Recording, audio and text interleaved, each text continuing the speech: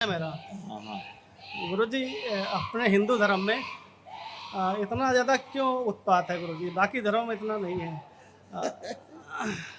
हर आदमी को लगता है। गुरुजी, केवल हिंदुस्तान में ही लड़कियों के साथ छोटे के रेप हो रहे हैं और एक्सीडेंट बहुत ज़्यादा है। गुरुजी, मैं 8 साल बहरीन रहा हूँ, कभी एक रेप नहीं सुना मैंने, कभी एक एक्सीडेंट नहीं सुना।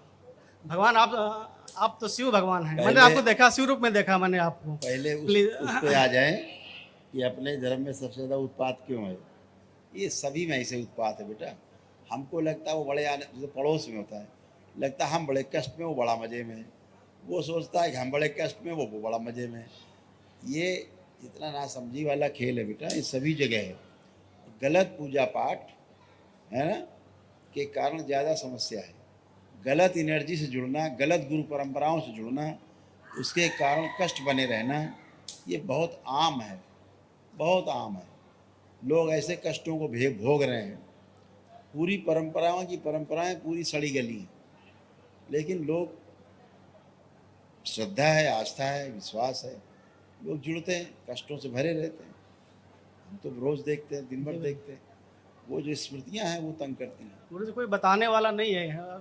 जिसको दरबार मिल गया उसके लिए तो ठीक है गुरुजी, लेकिन नहीं, सबको नसीब नहीं है दरबार दरबार। इसीलिए तो बोलता ही रहता है कि भाई इनसे बचना है जी गुरुजी। और सही ऊर्जा से जुड़ना है।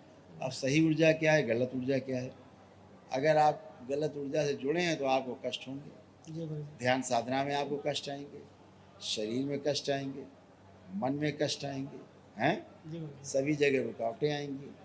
तो इसका मतलब हम गलत ऊर्जा से जुड़े हैं। जी गुरुजी। अगर आपकी स्मूथली चलने लग जाए, सब सब अच्छे चल रहा है, एकदम स्मूथ, कहीं कोई कष्ट नहीं, ना शरीर से ना मन से, सब अच्छा अच्छा, ना अध्यात्म, इसका मतलब है कि आप पवित्र ऊर्जा से जुड़े हैं कहीं। देखो, आपने सब किया है ना, आप लोगों ने ये, इसलिए हाँ, फोटो पहले आता पहले है। पहले जुड़ा थे गुरुजी। अब जैसे आपकी धर्म पत्नी है, अब ये कितनी अच्छी महिला हैं, जी गुरुजी। बहुत भद्र, बहुत अच्छी महिला है, लेकिन इनके अंदर भी कभी कभी आपके लिए बड़े गंदे भाव आ जाते थे।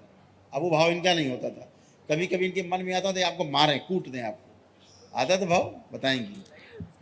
गुरुजी ने लेकिन बेटा वो आपका भाव नहीं होता था, हम ये कह रहे हैं।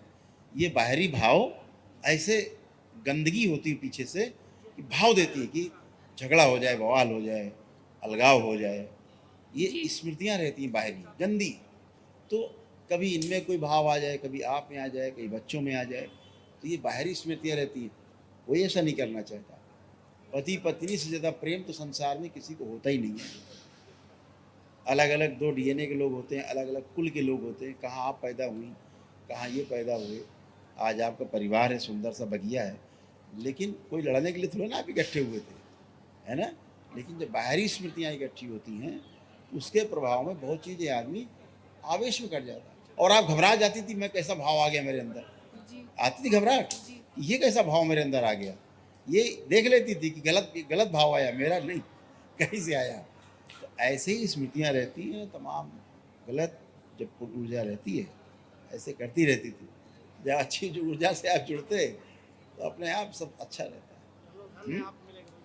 गुरुजी, हाँ हम बेटा, कुछ भी बोलते हैं तो उसका उल्टा ही मतलब समझते हैं। अभी वही हटाया। खुश रहो, कल महावन कर लो आप, प्रसन्न रहो, मस्त।